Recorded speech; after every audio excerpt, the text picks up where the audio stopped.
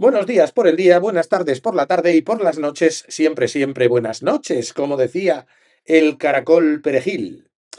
Otra obra de teatro de este año 2026 en el Festival de Teatro Clásico de Mérida, Fedra en los infiernos. Y como es natural, sin duda alguna, es el Teatro Romano de Mérida, y sin ningún lugar a dudas es la mejor obra que haya visto hasta ahora este año en dicho festival.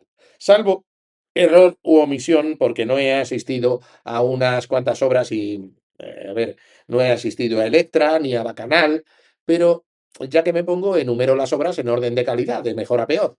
La primera en calidad, sin duda, como digo, es Fedra en los infiernos, esta que voy a analizar ahora. La segunda, Timón de Atenas, que la tenéis, si queréis revisarla, en este canal, en mi canal de YouTube y en también mi blog literario Lluvia en el Mar. La tercera, La Comedia de la Olla. Y por último, Cómicos de Roma, aunque cuenta con ciertas virtudes. Dejo aquí abajo el comentario a esta obra también. Porque ya saben que no me gusta llamar crítica, sino análisis a estos comentarios. Analizo, en la medida de mis conocimientos, los entresijos de cada obra para que ustedes valoren los argumentos que doy.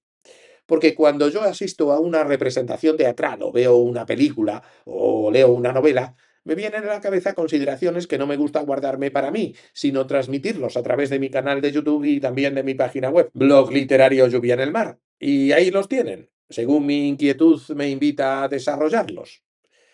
Pero bueno, no quiero enrollarme y quiero afrontar el análisis de Fedra en los infiernos porque es sustancioso y se apoya en técnicas narrativas y teatrales que me gustaría desvelar para que conozcan cómo se manejan los hilos del muñeco. La construcción y el planteamiento de una adaptación debe trabajarse para que llegue al público de tal modo que cause el mayor interés posible. Y luego también saber cómo se lleva físicamente a las tablas para que ese texto se ponga en pie con otras técnicas, teatrales esta vez, que refuercen lo conseguido sobre el papel. Comencemos desde el principio. La adaptación de José María del Castillo de Fedra en los infiernos. El primer momento del hecho teatral consiste en redactar el texto, un texto de nuevo cuño sobre el mito de Fedra que atraiga al espectador. El adaptador o versionador del mito, en este caso José María del Castillo, emprende la tarea sobre el papel y se pregunta qué trucos voy a utilizar para, trucos narrativos, claro, para que el público se pegue al escenario y no aparte los ojos de él. Eso es lo primero. A ver, partamos de que Fedra cuenta el mito de la hermana de Ariadna y de el Minotauro, princesa de Creta, en esos alardes matrimoniales tan habituales de lo griego antiguo, que junta incestos con adulterios, amancebamientos, líos, promiscuidades, en madejas enredadas e imposibles de desanudar, y muy pesadas, por otro lado. El caso es que, simplificando la cuestión, que es lo primero que hace el versionador, Fedra se casa con Teseo, que lleva a su matrimonio a su hijo Hipólito. Fedra, por tanto, es la madrastra de Hipólito. Fedra, mujer mayor, siente una pasión desbordada por su hijastro, por Hipólito, y por un asunto de celos y venganzas, culpa de dicha pasión a Hipólito. Hipólito muere porque Fedra le acusa y Fedra es condenada al infierno por adulterio, por no aguantarse la pasión y por acusar falsamente a su hijastro, a su propio hijastro. La obra parte de ahí, pero ¿qué hacer para interesar al público con una historia tan rutinaria para el teatro griego, basado en enredo familiar y en drama de sangre y de muerte? Y a José María del Castillo se le ocurre una idea y de ahí su genialidad, un truco que recomiendo a los narradores que se encuentren atascados en una trama que lo utilicen. Vivificarán su argumento y harán más interesante el argumento y desatascarán su imaginación. Lo explicaré al final de este vídeo o artículo porque los podcasters somos así de hijos de puta. que siempre decimos esto de que lo veremos al final, como si no existiera la posibilidad de desplazarse con la barrita de YouTube, del vídeo, y desvelar el misterio que hay, que se oculta al final. Y si lo hacen otros podcasters, ¿por qué no lo voy a ser yo menos?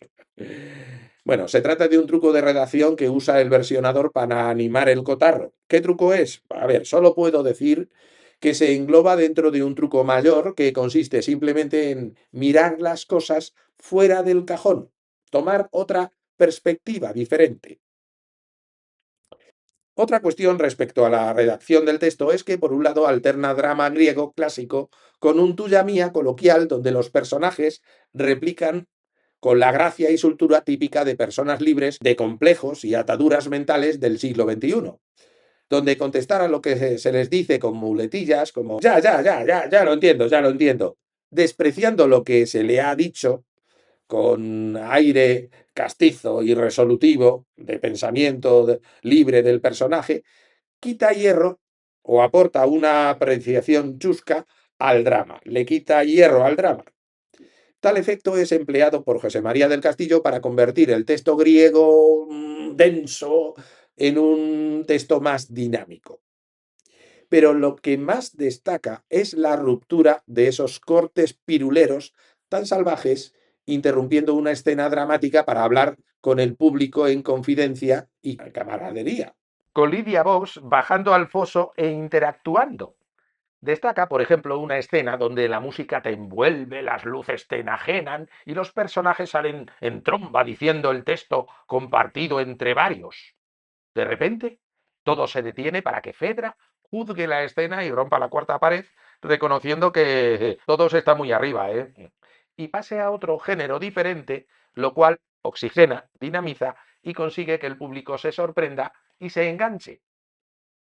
Es el caso que les decía antes, como la idea que encontramos en el libreto, en texto, solamente escrito, se pone en pie en escena, en el escenario, y da un resultado espectacular. Pero tiene que existir esa idea teatral sobre el papel, en primer lugar, para que luego se lleve a escena, y en este caso, con un resultado sin paliativos.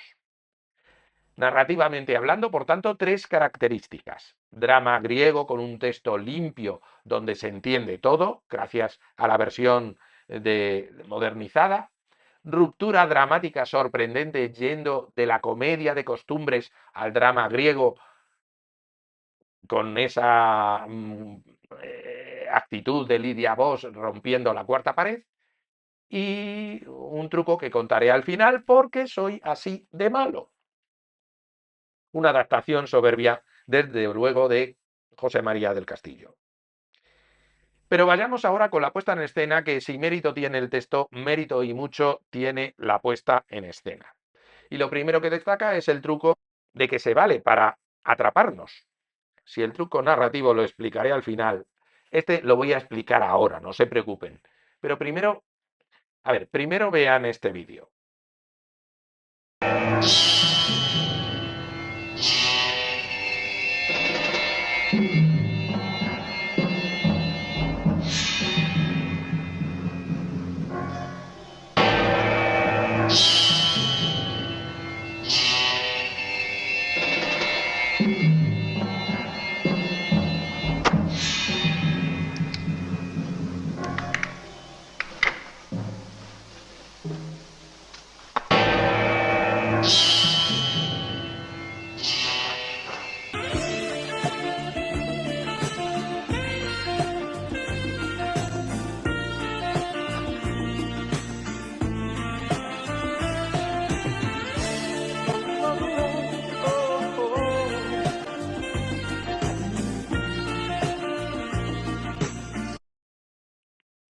Habrán comprobado que la música influye en nuestra percepción de lo que se dice. Si pones una música a un texto, la sensación que recibes es una. Pero si pones otra música diferente, la sensación que recibes es otra. La música, en definitiva, ayuda a subrayar la intención de lo que se está diciendo. Es por eso que en mi canal de YouTube yo siempre uso música de fondo, para subrayar el texto, porque no solo decora, sino afecta al texto, influye en lo que el espectador recibe y hay una mayor inmersión. Puedes encontrar en este mismo canal los textos de relatos y poemas con música de fondo y efectos de sonido, clásicos como La Celestina completa, que la tienes subida en audiolibro, relatos de terror, cuentos clásicos, además de poemas, todos con música de fondo y efectos de sonido, que no solamente decoran, sino que atrapan y ofrecen sensaciones. Sería distinto si simplemente se recitara sin poner música ninguna. Lo mío me ha costado para tener y encontrar música libre de derechos de autor, para no solo decorar, sino implementar los textos. Pero vayamos a lo que estábamos diciendo. La música no cesa ni un solo minuto. Solo en los cortes piruleros que recibe el espectador para cambiar de género se recitan sin música. Pero una gran ventaja de que el texto se recite con música es que la inmersión es total. El espectador es guiado inconscientemente por lo que la música sugiere. La música invita a interpretar el texto y meterse, sumergirse de un modo fácil. La música encamina al espectador hacia el sentimiento que el autor quiere transmitir, y este es el truco más importante llevado a cabo por la idea de la puesta en escena. Sin él, la obra perdería en efectividad, aunque no en calidad. Música constante, indicándonos qué debemos sentir en cada tramo. Pasión para venirnos arriba en el ánimo, romanticismo total en escenas de amor, con música dulce que lleve a ese mundo que intentas representar en el texto. A todo esto, los efectos de sonido y también de luces son espectaculares, bien medidos y conjuntados a la perfección, con muchas horas de ensayo a las espaldas que se trasluce en el resultado. Pero sobre todo el sonido, que lleva a cabo unos de los retos más difíciles que tiene el teatro. En cine se denomina re-recording mixing o mezcla de regrabación. En teatro es un diseño sonoro, la planificación artística, que a través del control de la dinámica se ocupa de equilibrar picos, ajustar el volumen y la calidad de las voces. Consiste en que la música empaste de tal modo que se oiga a la vez a los actores y la música, y esto es muy difícil de conseguir.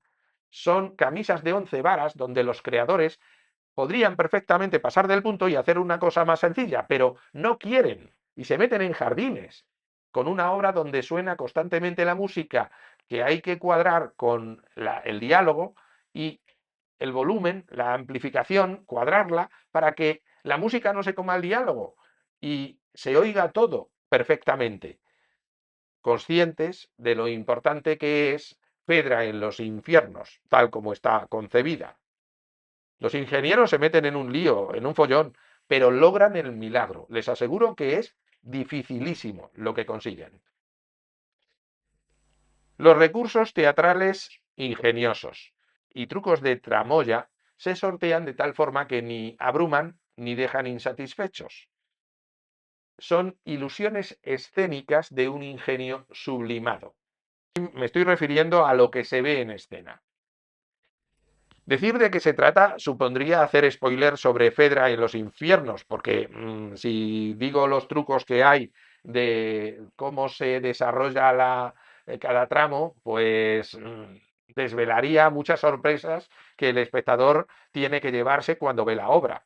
Me quema la lengüecita porque me gustaría decir en qué consisten, pero el sueño de Fedra al que se le aparece Hipólito y Teseo a un tiempo, con telas rojas que los cubren, el efecto de desaparición de Hipólito a modo de truco de magia, el truco de la doble escena, son ejemplos en los que fijarse, que no voy a exhaustivizar, pero son esos a los que me refiero. Bueno, desvelaré uno porque me perdonarán los autores el spoiler. Y es el efecto del doble en escena, que se ha visto algunas veces. Recuerdo una obra de don Juan Tenorio donde doña Inés era representada por dos mujeres a un tiempo. Una de ellas la actriz habitual y la otra una figurante entre penumbras en el otro extremo del escenario. Aparecían las dos a la vez. Hay otros efectos que se reparten a lo largo de Fedra en los infiernos, despertando no solo nuestros ojos, sino nuestro juicio, como decía un memorial literario de 1803, donde se nos invitaba a concebir la obra como una representación en la que se aprecia la inteligencia creativa de los que han propiciado esta maravilla, lejos de la banalización de un espectáculo que se da como papilla visual sin interés intelectual alguno. Así, Fedra en los infiernos es una obra cuidada, con guiños inteligentes en su construcción y con postura que nos trata como adultos inteligentes. Y eso nos alegra, porque se nos respeta, porque incluso en el modo que tiene de acercarse Lidia Vos al público e interactuar con él, incluso en el modo circense, como advertimos ya, infantil, como en la olla, de dirigirse al público y que pedirnos que repitamos la palabra olla a coro o la palabra amor en Fedra, incluso esos trucos que rozan lo infantil, en Fedra son trucos moderados, que se emplean una vez solamente y se abusa de ellos en la comedia de la olla. Fedra en los infiernos no se propasa demasiado, porque es una obra que integra lo que es un carácter inteligente con algunos trucos populistas o populares. No como ocurre en la obra de la comedia de la olla, que es más infantil, aunque es de gran mérito. Sin embargo, tienen el link en, en este canal. Por aquí les dejaré el link. Y llegó el momento de contarles en qué consiste el truco narrativo que aconsejo que apliquen los narradores a sus obras. Recuerdan que les dije que la obra se valía de un truco muy simple para convertir un argumento rutinario, un drama clásico pesado, en un argumento interesante. Pues bien, el truco es el siguiente. Vayamos al argumento griego. Fedra se enamora de su hijastro, comete adulterio contra su marido, Teseo, y además acusa a su hijastro del culpable, de ser el culpable de ese adulterio, porque le ha seducido. Es condenada al infierno y se acabó ahí la obra griega, o el mito griego, por así decirlo. Si se contara el drama de esta manera lineal, veríamos que no aporta nada más desde el punto de vista argumental. La obra queda en una estructura lineal, pero es aquí donde el autor, el versionador, se le ocurre introducir algo más. Y ese algo más es el truco. ¿Qué se le ocurre introducir? Un objetivo. El versionador juega con el tiempo. Pedra es víctima de su pecado, peca, es condenada al infierno, pero la obra empieza en el infierno, al final. En la versión de José María del Castillo hay una esperanza, porque Fedra pacta con las Moiras. Fedra reconoce su error y pide a las Moiras volver a la tierra para rectificarlo. Por tanto, hay una esperanza que siente el espectador y que siente Fedra también. Aunque Fedra reconocerá al final de su aventura que maldita esperanza.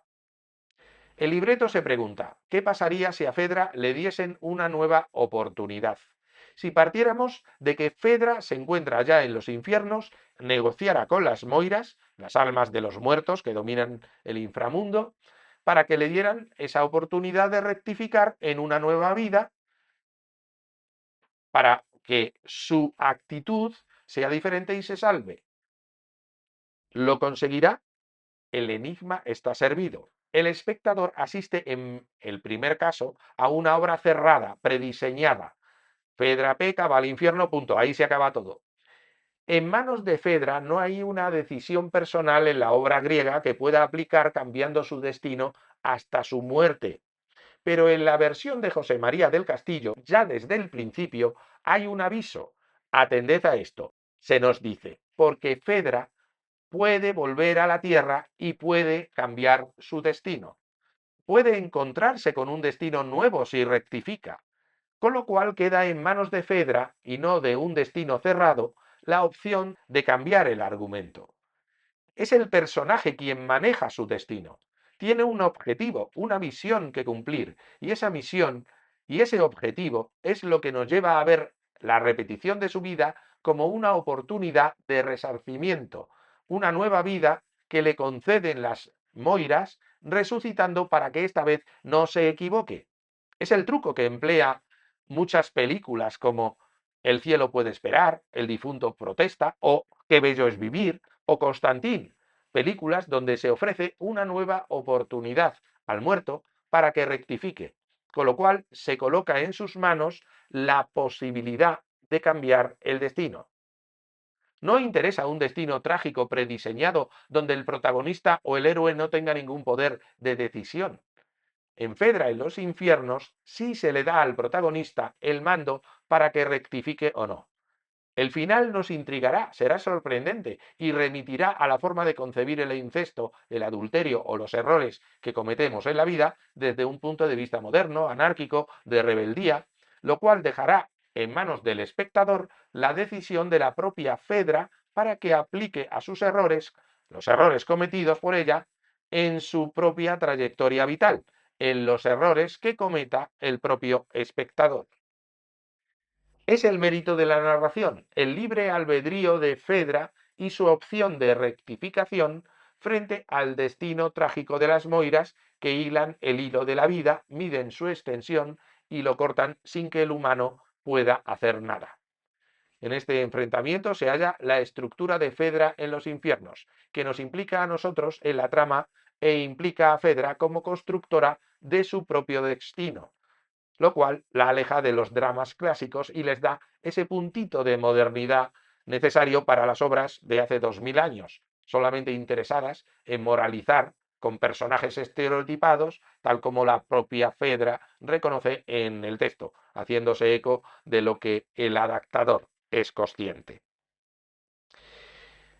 Las actuaciones soberbias, las inflexiones de voz, desde una Fedra matriarcal y violenta a una Fedra enamorada por parte de Lydia Vox, y además los otros actores bien caracterizados, contrastados y soberbios también. No se puede decir otra cosa que la tremenda calidad de los actores de Fedra en los infiernos.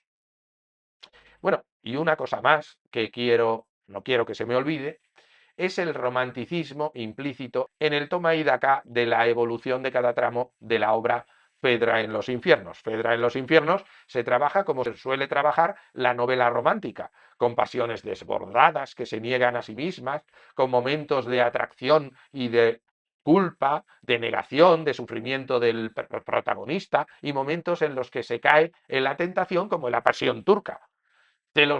Con la novia de Hipólito, que es una chica joven, haciendo que Fedra se sienta mayor y rabiando por ello.